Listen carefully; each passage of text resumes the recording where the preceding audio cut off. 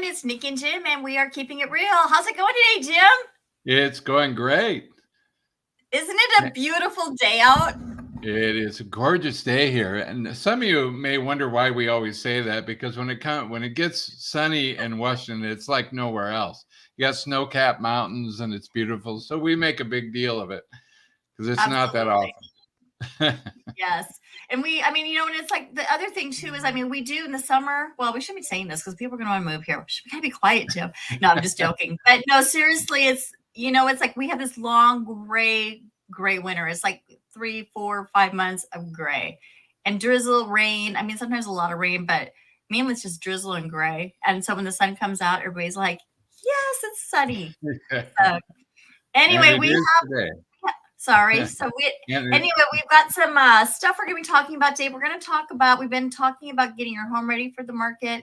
And now we're going to talk about kind of the final things that the real estate broker is going to be doing as far as making sure that you're ready for showings and how we're going to market your home. So we're going to talk a little bit about that today. But before we do that, Jim, who are we introducing?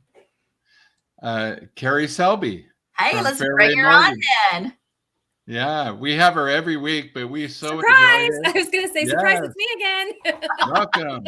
We're so thankful, though, Carrie, for you because you come on every week and you help give an update with what's going on with the market. And I know that's so helpful, especially, for the buyers and sellers, because sellers need to pay attention to that too. Because if they're not, if they don't, if they're overpricing their home, for instance, and there's less people that can afford that home because is at a higher price and the buyers are paying higher rates, they're going to lose buyers that way, right?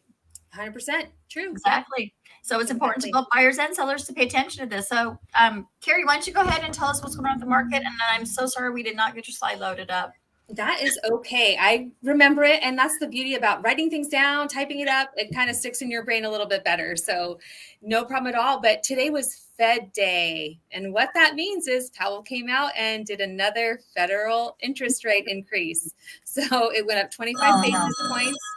Fortunately, the market reacted better than we expected it to. Over the past week or so, we were seeing the rates were kind of low, but things improved over the past day, which was great for us. And what that did, it made it so that the rates went from an average of 6.55% nationwide to 6.5% nationwide. But a couple of other things that are indicators of inflation going down. New jobs report came out from ADP, and they had over double what they were expecting in newly created jobs. There were 396,000 jobs created, but 154,000 of them came from the leisure and entertainment industry. COVID really saw those numbers drop off, and that's where a lot of the unemployment came from because of the fact we couldn't go places. We couldn't eat at restaurants. We couldn't go to live venues. So really, they've reached their peak. And so we're going to really see the creation of new jobs drop off next month. And that is what's really going to help to drive inflation down. Right. And that kind of makes sense because, you had all those people out of work and they've been slowly kind of trickling back in. A lot of people didn't want to go to work still right away. And so now you're kind of getting that influx of not really new jobs, but just jobs that were there that are being replaced, correct? Exactly. You're exactly right. And just remember, next week, May 10th, is the big numbers we're waiting for from CPI to let us know if everything they're predicting is actually going to happen, and we will see a lower interest rate across the board. Man, I hope so. I'm ready to see some buyers going out and go shopping. And, and the sellers, and the other thing is it's hurting sellers too, because, if you're selling your home and you're going to go buy another house, you're going to probably, unfortunately, pay more in interest, and your house, what you're going to be able to buy. The prices are a little bit lower, not significantly, but they have dropped a bit, and but you're not going to be able to get the house that you used to either. So, I'm really hoping for buyers and sellers that that's what happens here in the next couple months. So, May 10th, got it. May 10th, next week. Hey, Carrie, what has the range been since we've come up from the 2-3% interest? It's been 6 something to 8. Yes. At one point it was at almost 8%. So it is dropping, and I wouldn't say nationwide because they really do an average. So nationally, I think that it was closer to 7. but we're still 1.125% higher than this time last year. And we just really want to get back down there again, just to make it better for everybody. Right. For real. Okay. Yeah, absolutely. So, Jim, it is so beautiful out. I'm kind of excited to do our talk today, and I'm ready to get kayaking. No offense to anyone, but you know what? You got to take it. This is the third day. It's been over 70, I think, maybe fourth day. Mhm.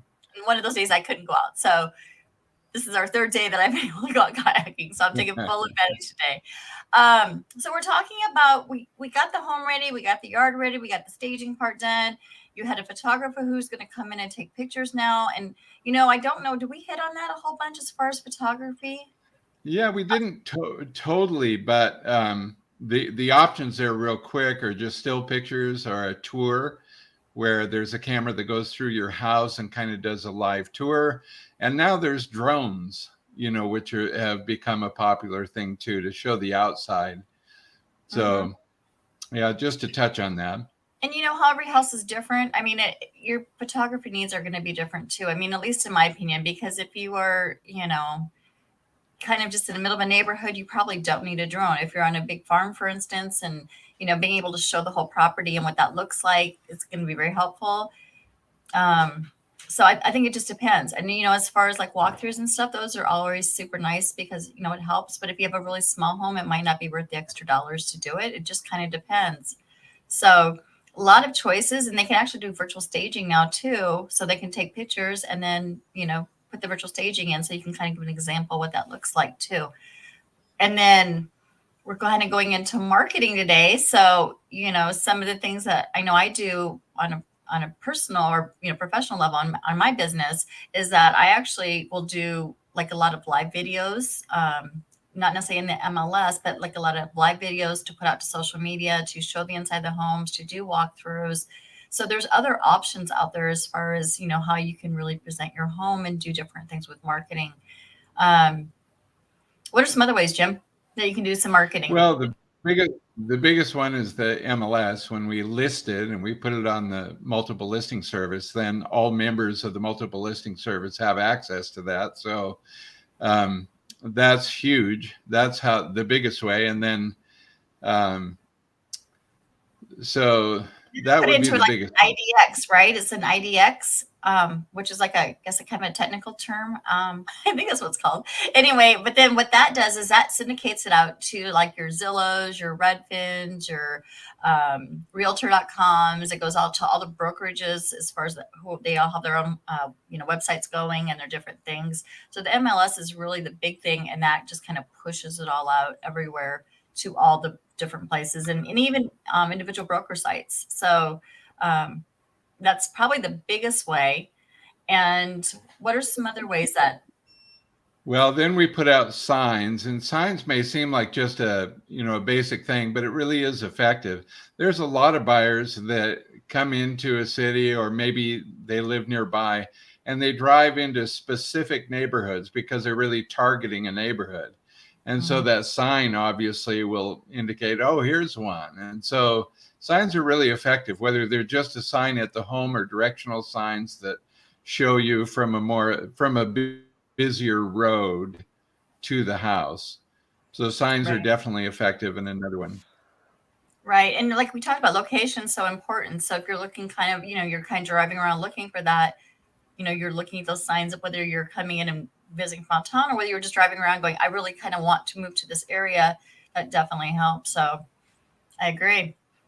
I know one way I can help you guys out, and we've done this in the past, talking about the MLS, that information actually goes into my CRM and it helps to create marketing material that can help you guys and put home open house flyers together. And I know in the past we've done some printing of those so you can canvass the neighborhood ahead of time and let the neighbors know that the home is coming up for sale, hand them out, but also have them at the home as well. Absolutely. And then, you know, I mean, I think social media is another really big one too, that, you know, when, you know, I mean, I know that like sometimes you will create the page, an actual page for that home. You can put it out on your personal page, your business page. There's a bunch of different Facebook groups.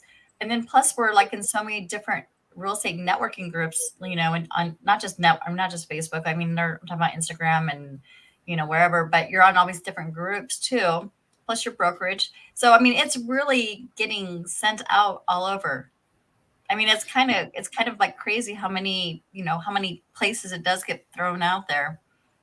Yeah, actually, Nikki, the ones that we do, for some of you who don't know, Nikki and I do a Exploring Kitsap group, and it goes to YouTube. And there's a lot of people that even go on YouTube, and because we call it Exploring Kitsap, those that want to come to Kitsap, we have YouTube and all kinds of things. There's almost, when we list a house, the people are going to know it's there. There's so many options right now on the internet and MLS and Zillow and I think you mentioned groups, right? That we join these different groups, and there's some where we can't advertise that, but there are a number that you can advertise homes that you've listed. So every possible way we're trying to list that home. And by the way, all the things that we've done to lead up to this were to get your house looking as great as it can be. The repairs, like we did, I think last week or the week before, curb appeal. We've already gone through all that, but we're basically trying to market it and make your house shine and get it out every possible way that we can so buyers can see it. Mm-hmm. And what's interesting is I had a client a long time ago, and she really wanted to be in the newspaper. And, and yes, that is another way to do it. Unfortunately, I just don't think a lot of people really read a newspaper anymore. And I was like, the funds that we're going to be spending to do this, we could totally do something else. So, there's a lot of really great ways to get it out there. And it's, having a broker who's very, creative and trying different things and wanting to do different things. Like I said, I love doing live walkthroughs of properties I'm going to be putting or that's on the market, because, it's a great time for people to I'm going to go on at this time, watch this. And when you watch it, you can ask questions. I did, actually, had a buyer, and she was military, and I had went out, and she couldn't be here because she was overseas, but she wanted to buy a home. And so I remember, I got my 3D camera out, and I walked through this house, and I was showing her around, and she'd be like, okay, I want to see this. And I'm like, oh, I hit my head. That one's a little short. So, but you kind of get the effect, or does it smell, and that you have a person there who's doing it. So, it's kind of a cool tool to use to do that. Very cool. Yeah. Yeah. So we talked a little bit about signs, and, with signs, you can put up informational brochures out. And Carrie, you're probably could also assist with something like that, correct? If you wanted to do the signs where that gives the information about the home, because a lot of people, especially neighbors in the neighborhood, they love to know, what's the house, what's inside the house, what's it look like, what's it selling for, because I want to know, because I might want to sell my house, that kind of stuff. So they really do like to have that information, and it's really good for the neighbors, probably more so than, well, maybe a person who drives by, but it really helps too to have the neighbors up, because they might know somebody who wants to move into that neighborhood too. So exactly, they're not always just snoopy neighbors. Sometimes they really have a purpose. So. And Nikki, that's where the MLS comes in, because if I put that number in, it pulls in all the information that you have already put on those websites. So it's going to take all of the description of the home, the photos that you've shared. So it makes my job super easy. I just basically have to hit a couple of buttons, and you guys have a flyer already made. Yeah, absolutely.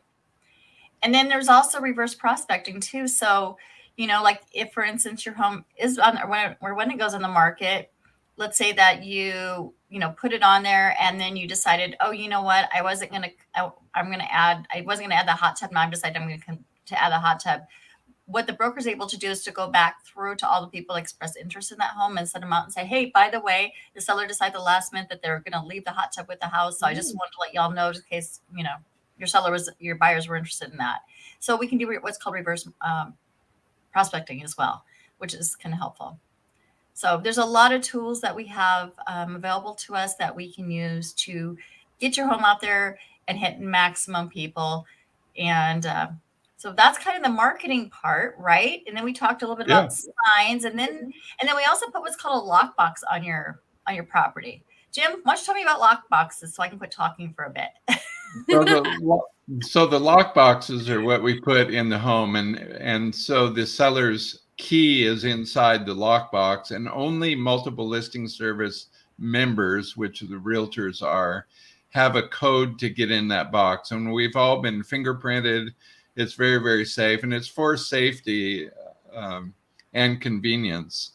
And so every home will have a lockbox for us to access Exactly. with the code.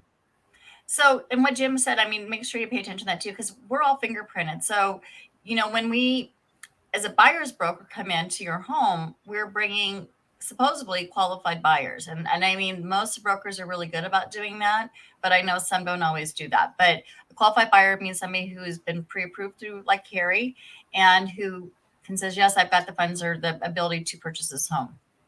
And so, that's kind of a big thing with the lockbox. And then what it does though is that, so for instance, let's say that I'm representing a buyer and Jim's representing the seller right now. So I'm representing the buyer. So I would say, hey, I'd send Jim because through the Showing Time, there's an app called Showing Time. And I'd say, okay, I've got a buyer, Mrs. Smith, who wants to go look at the home you have for sale. And then as a seller, what do you get to do with that? I mean, you get this request to go look at a home, and what do you get to do with that? Because that's kind of important too, and you can set up different things with that. Yeah, the question is, what does the seller do? Yeah, I mean, so for instance, like I'm going to send you a request to say, can I view this property? Oh, and you're going to get this request, and what do you get to do with that? So there's setup number one, when a house is available, or how much time do they need to vacate the house so you can come and look at it. So it might be 2 hours, it might be 1 hour, but you're going to give an approval for that person to come look at the house. Is that what you're looking for? Yes, exactly. And what's super cool about that as a seller, for instance, like Jim was saying, like maybe you have little ones at home. And so you like, if I get a showing, I don't want to take the showing request right at this moment in time. I may not want them to be there in 5 or 10 minutes. I need to have, 15, 20 minutes to pick up the house. And I need, 15, 20 minutes to get the kids out and the dog out and go for a ride. So you actually have the time within, as you talk to your broker and you're setting yourself up for this listing, you actually have time to make some of those requests. Like I would like an hour notice before people show up to my house, or I don't want somebody to look at it on, Friday at 5 o'clock because I'm going to have a kids party here and I'm going to, whatever. Right. So those are the different things that it does. It tracks, it can definitely give you the times and stuff. But you can also say, you know what, the house is vacant, and just go show it as much as you can. Yes. Right. You can also do if there's overlapping appointments. Like if it's really busy, like the market was before, you might want to have overlapping appointments. When there was COVID and that was an issue, there could be no overlapping appointments. So there's a lot of different controls, I guess I can say that you might put if you've got a security system, you might put your code in there for the security system. So all these things are within the seller's control that they actually have control over to make the showings more workable for them. Yeah. So showings though, right? Those are really important because if you're really restrictive, what's going to happen? Yeah, people are like, looking at a lot of I don't houses. want you to come for 2 hours. You can only come on Monday and Friday between the hours of 5 and 2, between 2 and 5. Don't wake up, don't go in this room because, my mom's sleeping or my dog's sleeping. I don't want what happens to a lot of what happens to a lot of the buyers? Well, they might go to the next one. I mean, they're looking at a lot of houses, and I've also had a couple of people in the last couple of months that have come up from California, so they're not going to have a lot of time. They need a house available, to look at. And so when you put it on, the multiple listing service, I think as much as you can to have it open and available, would be great. So they don't pass it over and go to the next house because they're looking for houses, and so it's important to be available. It is important to be available. And then we talked about the safety of it. I mean, like how we're all fingerprinted, and we're supposed to be bringing qualified buyers, which means that they went through Carrie or through another lender, and they're, you know, ready to go, and that they've got the funds or the access to the funds. The other thing too, though, is to keep in mind when you're showing your home is the things to not leave in your home or out available. So, Jim, give me a couple of those on what things you should not leave out in your home while you're not home. Yeah, I think that's really important. I mean, we want to trust everybody, but you never know. And so jewelry, those types of things, any credit cards, any keys, that are, important, to make sure you put those away. Anything valuable. Right. Especially not medicine. Medicine, there's people. Oh, yes. People take medicine. Don't leave guns out or weapons out of any sort. Do not leave anything like that out. Anything of valuable that if it was to go missing, you would not be heartbroken about for sure, or that could do damage to somebody because, right. Again, it's like, the brokers, we've all been fingerprinted through the MLS. So you're trusting that person's doing, and that person's watching their clients. But, there are people who take people out who maybe don't have them go through Carrie, and they don't have like this is somebody who shows up and says, hey, I really want to go look at this house and I'm going to pay cash today. And you go, well, I could bring this person a cash offer. This could be really cool. And because, they're offering full price, or, do I take the time to ask for proof of funds and have them go, no, you know what, forget, so much of a headache. I'm not going to buy that one. So it's kind of the broker's decision a lot of times, and you don't always know what you're working with. I mean, I know I try really hard to make sure that the people I'm kind of qualifying them and making sure that they're who they say they are and stuff prior to taking them out. But, sometimes that doesn't always happen. So it's best to be safe and not, leave stuff like that out. Yeah. Very good. Exactly. Okay. All right. We talked about putting signs out, lock boxes, showing time. We talked about that. I think that's about it for today, unless anybody else has got anything to say. No, except let's go enjoy the sunshine. I know, right? Maybe next week we'll do open houses, which is another one. We're going to talk about open houses next week. We're going to talk about how to prepare yourself for those showings that are like going to happen in like a half hour, 15, 20 minutes, whatever. Some things that you can do quickly to make sure that's showing well, because you've already had it staged and you have it all, or, cleaned it and did all the stuff, but you're still living there and you still have things you have to kind of do. So we're going to talk about that next week. We'll talk about open houses and brokers open houses. All right. Perfect. Thank you guys all for joining us at Keeping It Real with Niki and Jim. Thank you so much, Carrie. It's always a pleasure, and enjoy the day today. Thanks for having me. Take care. Bye. Okay. Bye-bye.